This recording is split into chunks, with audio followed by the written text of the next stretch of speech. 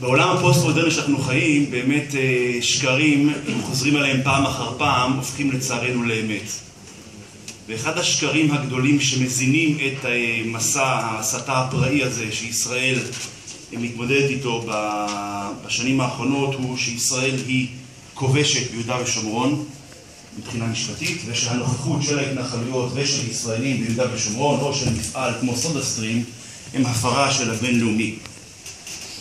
אני רוצה כרגע, במסגרת הדקות שניתנו לי, להתמודד עם הטענה או להפריך את הטענה שמבחינה משפטית ישראל היא כובשת ביהודה ושומרון. אני לא בכלל מתייחס לטענה אם ישראל מבחינה מוסרית, פוליטית, דתית, לאומית, אם הנוכחות שלה שם היא נכונה או לא נכונה, אלא רק ביחס לטענה האם מבחינה משפטית ניתן להגדיר את הנוכחות הישראלית ביהודה ושומרון ככובשת.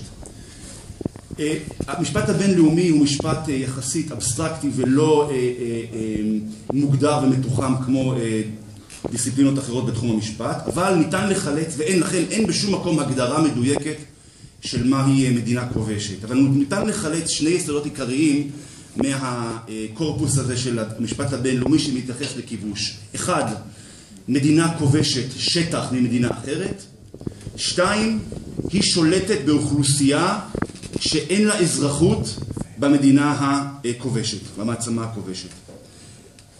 כשאנחנו רוצים לבחון את השאלה האם ישראל היא כובשת ביהודה ושומרון, חייבים להתמודד עם מספר טענות משפטיות, אולי יבשות ומשעממות, אבל אנחנו עסוקים במשפט ולא בפתקותי ביצים, ולכן צריך קצת להיות דקדקן. כשבריטניה קיבלה את המנדט על שטחי פלסטינה, לרבות עבר הירדן המזרחי, היא קיבלה אותן למטרה אחת בלבד, להקמת בית לאומי לעם היהודי.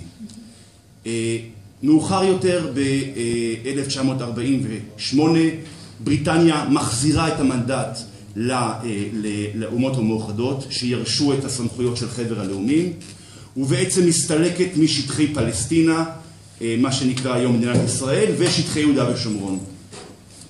בטריטוריה הזאת, רבות מדינת ישראל, נוצר ואקום משפטי, מדיניות, טריטוריה בלי ריבון.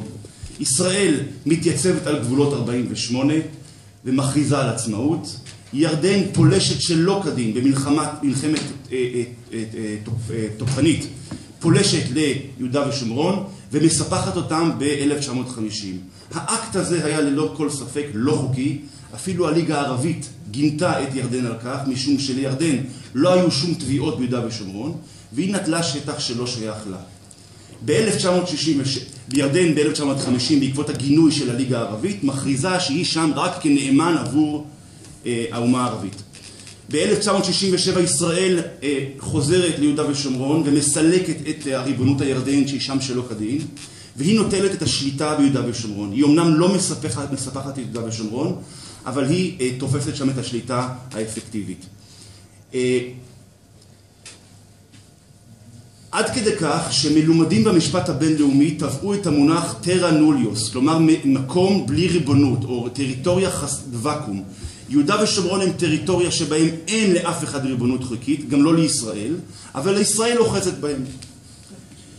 כלומר, כשאנחנו רוצים עכשיו לבחון את השאלה האם ישראל היא כובשת ביהודה ושומרון, אנחנו צריכים לתת את הדעת לעובדה שישראל נטלה את התפיסה ביהודה ושומרון מידי מישהו שהיה שם שלא כדין, וממילא היא לא יכולה להתאפס כובשת, מכיוון שבשביל לכבוש אתה חייב לכבוש שטח ממישהו. ומירדן לא כבשנו, כי ירדן פלשה שם שלא כדין. ולכן, דיני הכיבוש מבחינה משפטית לא יכולים לחול ביהודה ושומרון. למרות זאת, ישראל הכריזה ב-1967, אחרי מלחמת ששת הימים, שהיא מוכנה לקחת על עצמה באופן וולונטרי, לכבד את ההוראות המוניטריות של דיני הכיבוש, כדי לא להתאפס כמי שמתכוונת לשלול זכויות או לפגוע בזכויות אדם של תושבי יהודה ושומרון. וישראל אמרה זאת אז, אמרה זאת בשנות ה-70, וגם אמרה זאת ב-1994 או 5 במכתב לצלב האדום, שהיא איננה מקבלת את התפיסה שהיא כובשת ביהודה ושומרון, והיא לא רואה את עצמה כפופה להוראות דיני הכיבוש. ממילא אמנת ז'נבה והסעיפים המתייחסים לחוקיות או לא חוקיות של העברה בכוח של אוכלוסייה כובשת אל מקומות כבושים לא רלוונטיים. הם לא רלוונטיים מכיוון שהסעיף הזה מתייחס בעיקרון נחקק אחרי מלחמת העולם השנייה, להעברה בכפייה של רוסיה וגרמניה העבירו אוכלוסיות למחנות ריכוז ומתוך מטרות פסולות.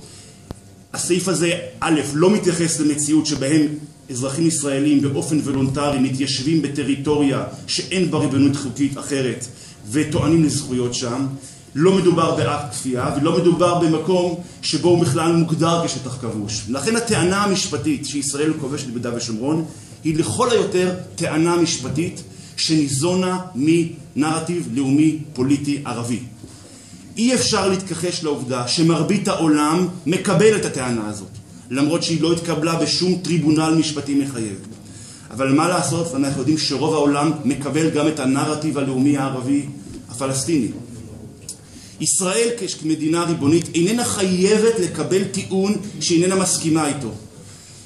ולכן אני חושב שבעידן שבו כשחוזרים על שקר פעם ועוד פעם ועוד פעם הוא הופך לאמת, מן הראוי במינימום לחזור על אמת פעם אחר פעם אחר פעם אחר פעם מתוך סיכוי ואמונה שאם חוזרים על אמת אז יש סיכוי שהיא תחזור ותשכנע ותזכיר לאנשים את האמת הפשוטה, שאי אפשר להיות כובש במדינה בשטח שלא כבשת מאף אחד אחר ובשטח שיש לך בו אליו זיקה לאומית, דתית, היסטורית ומשפטית.